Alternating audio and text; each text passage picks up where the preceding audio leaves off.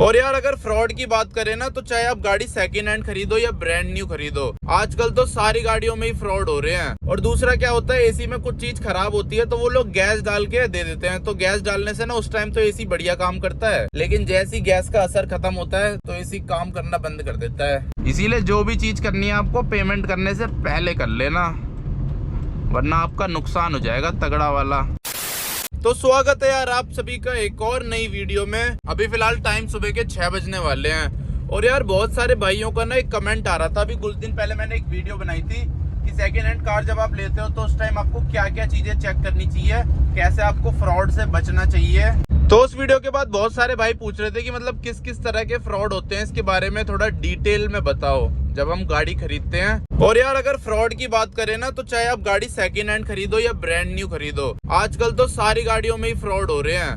जो लोग brand new खरीद रहे हैं कंपनी से जाके, शोरूम से जाके, उनके साथ भी फ्रॉड हो जा रहा है। और जो लोग सेकेंड हैंड खरीद रहे हैं उनके साथ तो होता ही होता है। वैसे ब्रांड न्यू का तो मैं बता नहीं सकता कि क्या क्या चीजें आपको चेक करनी चाहिए, लेकिन हाँ सेकेंड हैंड गाड़ी में मैं आपको बता सकता हूँ कि क्या क्या फ्रॉड चलते हैं मार्केट में। पर यार जैसे जैसे डेवलपमेंट देश में बढ़ती जा रही है वैसे वैसे फ्रॉड भी बढ़ता जा रहा है। बताओ, पहले के टाइम पे इतना फ्रॉड नहीं था गाड़ियों में, लेकिन अब के टाइम पे फ्रॉड और ज्यादा बढ़ता जा रहा है। पहले के टाइम पे कम से कम ब्रांड न्यू गाड़ियों में तो फ्रॉड नहीं होता था, लेकिन अब तो ब्रांड न्यू गाड़ियों में भी फ्रॉड हो रहा है। तो सोच लो, जब ब्रांड न्यू गाड़ियों में फ्रॉड हो रहा है तो सेकेंड हैंड गाड़ियों में तो होगा ही होगा 100%, और उससे ज्यादा ही होगा। इसीलिए आजकल किसी पे भी विश्वास करना बेकार है, चाहे आप नई गाड़ी खरीदो या सेकेंड हैंड गाड़ी खरीदो, दोनों में ही विश्वास करना बेकार है। कंपनी पे भी विश्वास करना बेकार है, और जिस दुकान से आप सेकेंड हैंड गाड़ी खरीदते हो, भले ही कार24 से खरीदते हो, स्पिनी से खरीदते हो या डायरेक्ट ओनर से खरीदते हो, सब में ही नुकसान है। मतलब सब में ही रिस्क है फ्रॉड होने का आपके साथ। इसीलिए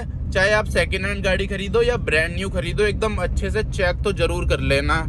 ये मत सोचना कि नई गाड़ी है ऐसे बिना चेक करे ले लेता हूँ, वरना वो आपको ना रिपेंट गाड़ी या रिपेयर गाड़ी चिपका देंगे, फिर आपको बाद में पछताना पड़ेगा। और बाद में जब एक बार गाड़ी रजिस्टर हो जाती है ना आपके नाम पे, फिर वो चेंज भी नहीं करते कंपनी वाले। अगर शुरू में आप उन्हें बता दोगे फिर तो वो चेंज कर देते हैं वैसे, क्योंकि उस टाइम तक आपने पैसे नहीं दिए होते ना, तो वो चेंज कर देते हैं। लेकिन जब एक बार पैसा चला जाता है, गाड़ी आपके नाम पे हो जाती है, फिर नहीं हो पाता कुछ।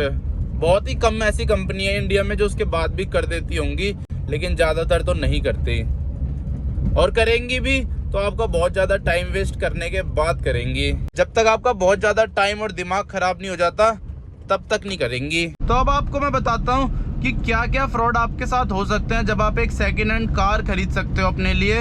और आपको अगर इनमें से एक भी फ्रॉड थोड़ा सा भी नोटिस होता है ना, या आपका दिमाग कहता है कि कुछ ना कुछ होने वाला है, तो उस गाड़ी को बिल्कुल ही अवॉइड कर देना। पहला फ्रॉड तो यार मीटर टेम्परिंग, ये तो होती ही होती है, और इसका ना आप पता भी नहीं लगा सकते। यूट्यूब पे वैसे बहुत सारी वीडियोस हैं कि ये करके आप पता लगा सकते हो, ये करके पता लगा सकते हो, लेकिन रियलिटी ये है कि आप पता नहीं लगा सकते, क्योंकि जो इंसान मीटर टेम्पर कर रहा है उसके पास और भी चीजें हैं वो सारी चीजें ठीक करने के लिए। जैसे लोग बोलते हैं पैडल चेक कर लो, ये चेक कर लो, पैडल चेंज कर देगा वो, फिर क्या पता लगा पाओगे आप।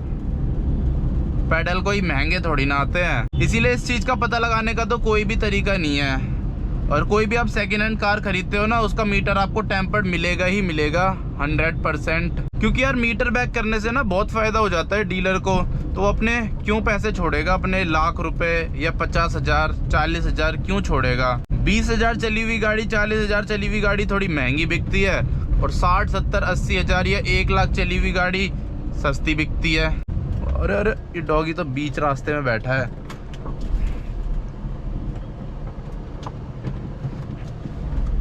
चल बैठे रहे तो हम ही चले जाएंगे साइड से।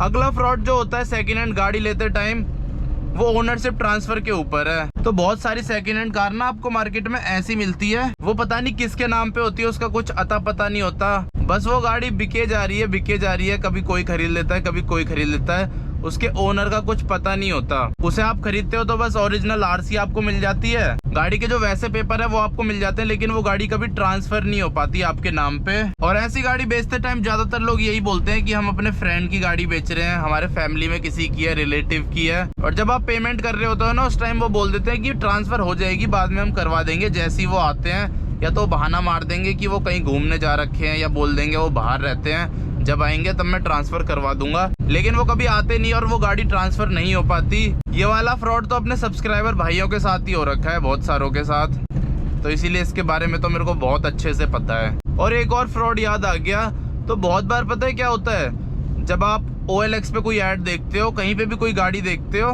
फिर जब आप बात करते हो ना उसे खरीदने की, तो वो बहुत ज़्यादा जल्दी मचाता है जो बेचने वाला होता है कि मेरे को जल्दी बेचनी है, मेरे को यहाँ निकलना है, बहुत सारे लोग इंटरेस्टेड हैं इस गाड़ी में, फटाफट खरीद लो वरना बिक जाएगी।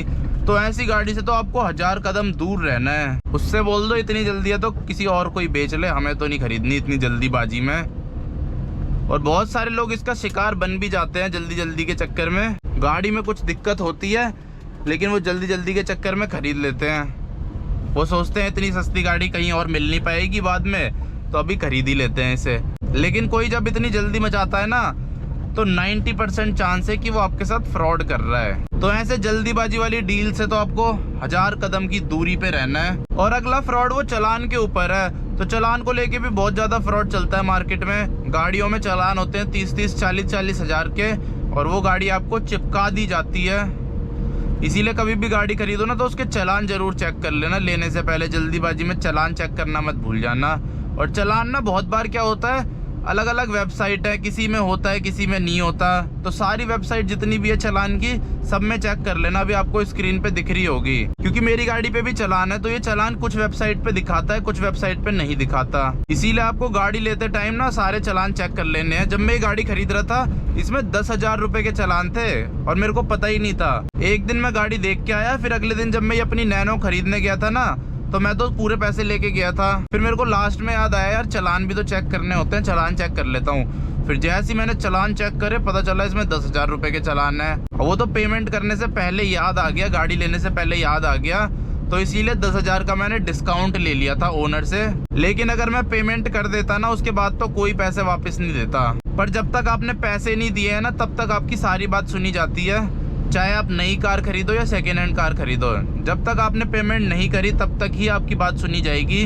और जैसे ही आप पेमेंट कर दोगे ना, उसके बाद आपकी एक बात नहीं सुनी जाएगी। कोई कोई सुन भी लेता है, लेकिन ज़्यादातर तो नहीं सुनी जाती। इसीलिए जो भी चीज़ करनी है आपको पेमेंट करने से पहले कर लेना, वरना आपका नुकसान हो जाएगा तगड़ा वाला। मान लो अगर मैं चालान चेक नहीं करता तो सीधा यार 10,000 रुपये का नुकसान होता मेरा। और नैनो जैसी गाड़ी के लिए तो 10,000 बहुत ज़्यादा होते हैं। वो तो सही है, मैंने चेक कर लिया और मेरे को डिस्काउंट मिल गया 10,000 रुपये का। फिर मैंने बाद में जाके भर दिए चालान। सारे चालान नहीं भरे वैसे मैंने, चालान मैंने वही भरे हैं जो ट्रांसफर में दिक्कत दे रहे थे। अभी भी इसमें 3 चालान बचे हैं, 3 या 2 बचे हैं। पर ये वाले चालान ट्रांसफर में दिक्कत नहीं दे रहे थे, तो इसलिए मैंने भरे नहीं, भर दूंगा इन्हें भी। अब तेल डलवा लेते हैं, इसमें 1 डंडा बचा है। टू मच पेट्रोल खाती है गाड़ी। पेट्रोल की गाड़ी यार बेकार है सिटी के लिए। CNG गाड़ी बढ़िया रहती है। और बहुत सारे लोग ये बोलते हैं ना कि CNG हमें तब लेनी चाहिए जब हमारी रनिंग ज़्यादा होती है, अगर रनिंग कम है तो पेट्रोल लो। पर सच्चाई तो ये है कि अगर आप CNG गाड़ी ले लेते हो ना, तो अपने आप ही आपकी रनिंग बढ़ जाती है। क्योंकि जब गाड़ी फ्री में चलेगी तो हर कोई चलाएगा। अब जब गाड़ी चलाने में पैसे ज़्यादा लगेंगे तो लोग कम किलोमीटर ही चलाएंगे। काम जब ज़्यादा ज़रूरी होगा तभी चलाएंगे।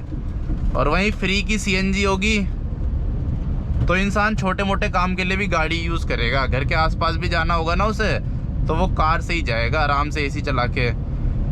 तो इसीलिए ये चीज़ हमेशा ध्यान रखना। और ऊपर से CNG गाड़ी में पेट्रोल भी तो होता ही है, पावर चाहिए तो पेट्रोल में चलाओ। इस बार प्रीमियम वाला डलवा देता हूँ।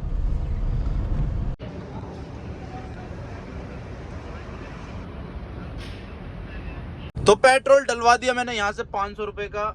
अरे दिख क्यों नहीं रहा, ये देख लो 3 डंडी हो गई, आधी टंकी फुल हो चुकी है। और यार पेट्रोल से मेरे को एक और फ्रॉड याद आ गया, ये भी बहुत ही तगड़ा फ्रॉड है। और वो फ्रॉड ना फ्यूल को लेकर ही है। इसमें पता है क्या होता है, गाड़ी में ना आफ्टर मार्केट CNG लगी होती है और गाड़ी उसी में चली होती है जिंदगी भर, बहुत ज्यादा उसी में चली होती है। फिर वो लास्ट में क्या करते हैं, CNG हटा देते हैं और उसके बाद गाड़ी बेच देते हैं पेट्रोल के नाम पे कि कभी CNG में चली नहीं है। क्योंकि बहुत सारे लोग ना अवॉइड करते हैं सेकेंड हैंड CNG गाड़ी लेना, क्योंकि CNG गाड़ी चली दबा के होती है। ऊपर से CNG में चलाने के बाद गाड़ी के इंजन में वो मजा नहीं रहता जो पेट्रोल में चलने के बाद रहता है। तो इसीलिए ज्यादातर लोग प्रिफर करते हैं कि वो CNG गाड़ी ना खरीदे, सिर्फ प्योर पेट्रोल गाड़ी खरीदे सेकेंड हैंड। इसीलिए आप मार्केट में देखोगे ना तो CNG गाड़ी कम मिलती है सेकेंड हैंड, पेट्रोल ज्यादा मिलती है। और ऊपर से CNG गाड़ी मिलनी भी मुश्किल होती है जो कम चली हुई हो, क्योंकि CNG जैसा मैंने आपको बताया कि जिसके पास सीएनजी होगी उसकी रनिंग अपने आप ही बढ़ जाती है। इसीलिए जिसके पास सीएनजी होती है वो अच्छे से उसको चूस लेता है, उसके बाद ही बेचता है। तो उसमें बहुत ज्यादा हाई चांस रहते हैं आपको मीटर टेम्पर्ड मिलेगा, या तो सीएनजी निकाल के सिर्फ उसको पेट्रोल के नाम पे बेचा जाएगा कि ये जिंदगी भर प्योर पेट्रोल में चली है गाड़ी। अब इसको चेक करने का मेरे को तरीका तो नहीं पता, अगर आपको पता हो तो ये भी चेक कर लेना लेने से पहले। ये वाला फ्रॉड भी ना मैंने बहुत बार सुना है, इसलिए मेरे को एकदम से याद आ गया। तो ये भी बहुत तगड़ा फ्रॉड चलता है मार्केट में। वैसे इसके अलावा भी बहुत सारे फ्रॉड होंगे जो होते रहते हैं, लेकिन मेरे को सारे भी नहीं पता। जितने पता थे वो मैंने आपको बता दिए हैं। इसके अलावा टायर में भी चल जाता है, आपको खराब टायर चिपका दिए जाते हैं, और भी बहुत सारे होते हैं। एसी को लेके बहुत तगड़ा फ्रॉड चलता है। जब आप कार खरीदते हो तो आपसे बोल देंगे कि एसी एकदम ठीक है, बस गैस डलवानी है, 600-700 रुपए की गैस डलवाना और मस्त एसी चलेगा। लेकिन जब बाद में आप गैस डलवाते हो तब पता चलता है एसी में तो मोटा खर्चा है। और दूसरा क्या होता है, एसी में कुछ चीज खराब होती है तो वो लोग गैस डाल के दे देते हैं। तो गैस डालने से ना उस टाइम तो एसी बढ़िया काम करता है, लेकिन जैसे ही गैस का असर खत्म होता है तो एसी काम करना बंद कर देता है और बहुत ज्यादा बेकार चलने लग जाता है। तो हर चीज पे यार बहुत फ्रॉड चलता है मार्केट में, चाहे टायर हो, गाड़ी का एसी हो, इंजन हो। तो बस इस वीडियो को यहीं पे ही एंड कर देते हैं, अब सीधा घर चलते हैं। ये देख लो मेरा एसी 8 डिग्री की हवा फेंक रहा है। वीडियो पसंद आए तो लाइक शेयर सब्सक्राइब जरूर करें। मिलता हूँ आपसे कल अगली वीडियो में। जय हिंद।